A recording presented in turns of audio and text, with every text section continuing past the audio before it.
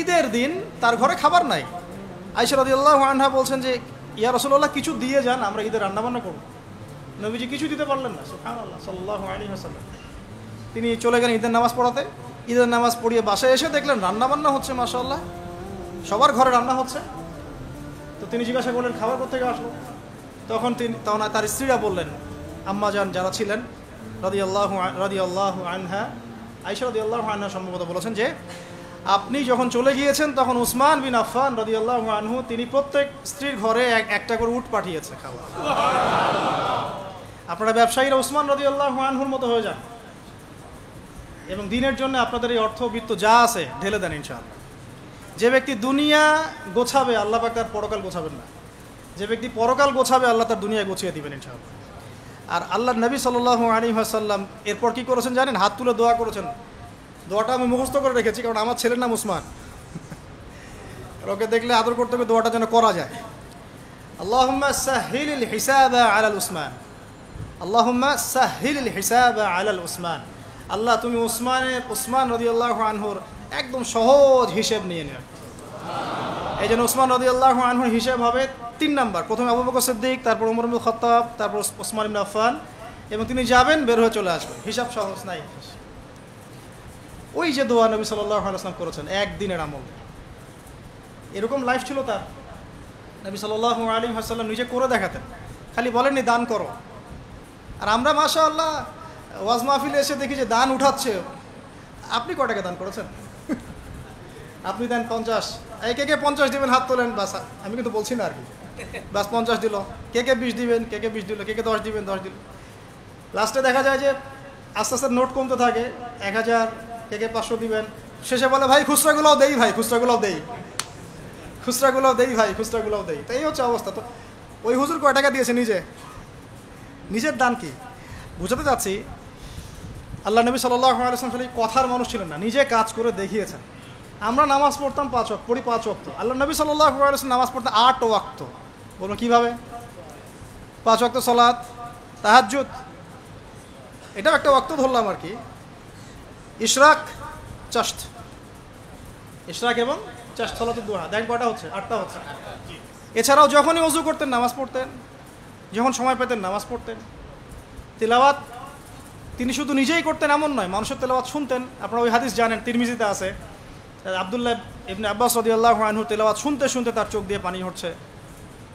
তো বললে অনেক কথা বলা যাবে, মোট কথা হচ্ছে এমন একটা আমল নাই যেটা তিনি শুধু বলেছেন নিজে করেন না।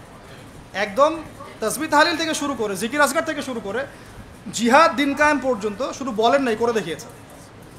একটা আমলও তিনি শুধু বলেন নাই, করে দেখি। তার মানে আদর্শ নেতৃত্ব হতে হলে আমাদেরকে কথা শুধু বললেই হবে না, কাজ করে দেখাতে হবে।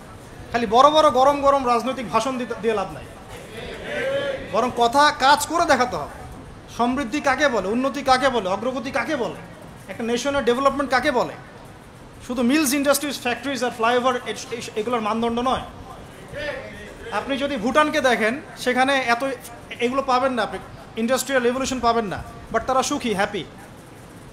তারা হ্যাপি, তারা কেউ না খেয়ে মরে না, হ্যাপি। আমরা অনেক বড় বড় কথা বলি, অনেক কিছু বলি, আমি ওগুলো নিয়ে কনফ্লিক্টেও যেতে চাই না, তর্ক করতে যাচ্ছি না, কিন্তু আপনারাও জানেন ভালো করে এই কথা কাজে মিল নাই।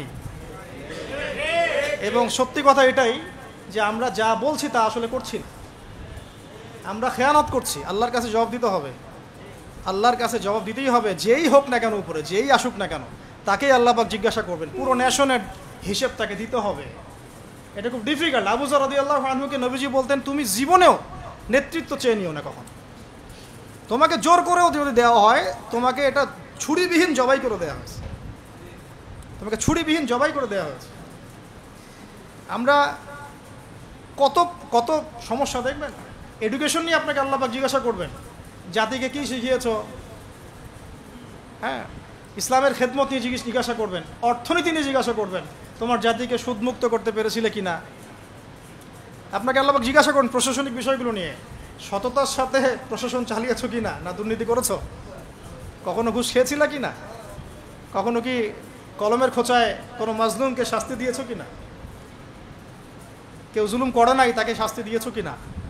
এক একটা হিসাব না দিয়ে কেউ পার পাবে না। বিশ্বাস করেন, আমি যে এই যে উসমান রাদিয়াল্লাহু আনহু হিসাবের কথাটা বললাম না, তার আগেও দুটো লাইন আছে হাদিসের মধ্যে। আবু বকর রাদিয়াল্লাহু আনহুকে আল্লাহ নবীজি বলবেন তুমি সামনে যাও, কারণ আল্লাহ নবী সাল্লাল্লাহু আলাইহি ওয়াসাল্লাম সিজদায় পড়ে থাকবেন, আল্লাহ পাক তাকে যে তাসবিহ শিক্ষা দিবেন ওই সময় তিনি সেটা পড়বেন। ওটা আগেও কাউকে শিক্ষা দেন নাই, পরেও কাউকে শিক্ষা দেন নাই। এরপরে আল্লাহ পাক বলবেন যে তুমি মাথা ওঠাও, সাল তুতি, তুমি চাও তোমাকে দেওয়া হবে। নবীজি তখন চাইবেন ওই দোয়াটা যেটা তিনি দুনিয়াতে করেন নাই, আল্লাহ আমার উম্মত, আল্লাহ আমার উম্মত। হিসাব শুরু করো। হিসাব শুরু হওয়াটাই একটা চ্যালেঞ্জ, হিসাব শুরু না হওয়াটাই কিয়ামতের দিন আমাদের জন্য প্যানিক অবস্থা। হিসাব শুরু হওয়াটাই একটা বড় চ্যালেঞ্জ। ওইখানে কেউ হিসাব শুরু করাতে পারবে না। আদম আলাইহিস সালাম পারবেন না, নূহ আলাইহিস সালাম পারবেন না, ঈসা ইবনে মারইয়াম, মূসা আলাইহিস কেউ পারবেন না। পরে আমাদের নবী সাল্লাল্লাহু আলাইহি ওয়াসাল্লাম এভাবে আল্লাহকে রিকোয়েস্ট করবেন, আল্লাহ হিসাবটা অন্তত শুরু করুন, তোমার বান্দারা কষ্টে, আজকে কষ্টে জর্জরিত। আবু বকর রাদিয়াল্লাহু আনহুকে আল্লাহ নবী বলবেন সামনে যাও। তিনি যেতে যেতে কান্নাকাটি শুরু করে দেন, হাউমা করে কান্নাকাটি শুরু করে দিন, ইয়া রাসূলুল্লাহ আমি তো অনেক পর ইসলাম কবুল করেছি, সেই কত বছর বয়সে, আমি কিভাবে আগে হিসাব দিতে পারি? কারণ আল্লাহ রাব্বুল আলামিন তাকে রহমতের পর্দা দিয়ে ঢেকে নেবেন এবং বলা হচ্ছে যে আমাদের মুমিনদের উপরে আমভাবে নূর এবং রহমত দেওয়া হবে, কিন্তু আবু বকর সিদ্দিক রাদিয়াল্লাহু আনহুকে খাসভাবে নূর আর রহমত দেওয়া হবে, কারণ আল্লাহ নবী সাল্লাল্লাহু আলাইহি ওয়াসাল্লামকে খাস সাহায্য করেছেন আবু বকর রাদিয়াল্লাহু আনহু। তারপর উমর রাদিয়াল্লাহু আনহুর পালা আসবে, উমর ইবনুল খাত্তাব একইভাবে কান্নাকাটি করবেন এবং আল্লাহ রাব্বুল আলামিন তার নেকিগুলো দেখাবেন।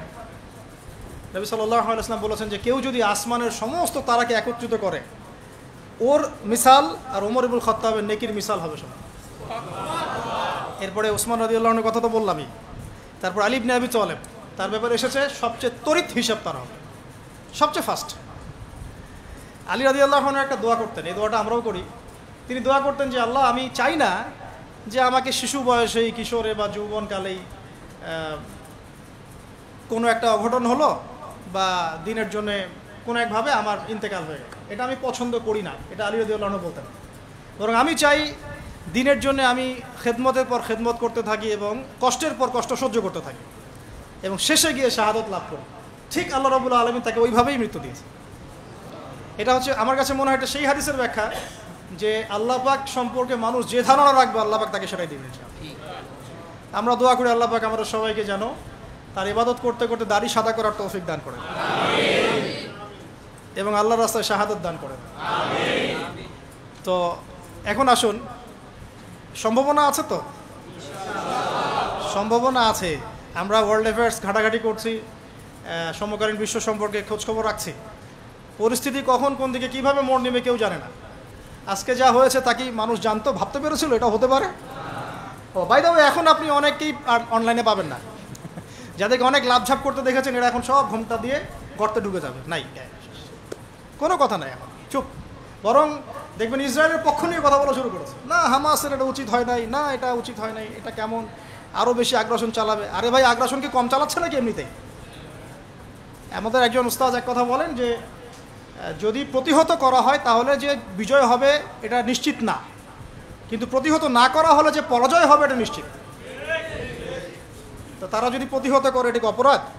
বিগত 70 বছর থেকে যে তারা আমাদের মা বোনদেরকে মেরে ফেললো, বাচ্চাদেরকে বোম্বিং করলো, এটা কিছু না? তখন ওদেরকে পাওয়া যায় না। এখন একটু খুশি প্রকাশ করা বা অভিনন্দন জানানো বা আলহামদুলিল্লাহ পড়ার মতো ইমান দেখা যায় না। তো আহলুন নিফাক বা আহলুল ইমান পার্থক্য হয়ে যাচ্ছে, আপনারা বুঝে নেন, চিনে নেন। এটা খুব ইম্পর্টেন্ট এবং এটা খুব বড় আলোচনা ছিল, কিন্তু আমি সময় সংক্ষিপ্ততার কারণে শর্ট করলাম। আপনারা বুঝে নেন যে আল্লাহ নবী সাল্লাল্লাহু আলাইহি ওয়াসাল্লাম শুধুমাত্র এমন নবী ছিলেন না যিনি শুধু কথা বলে ক্ষান্ত হতেন, দাওয়াত দিয়ে ক্ষান্ত হতেন, বরং নিজে সব কিছুর উপর সর্বাগ্রে আমল করে দেখাতেন।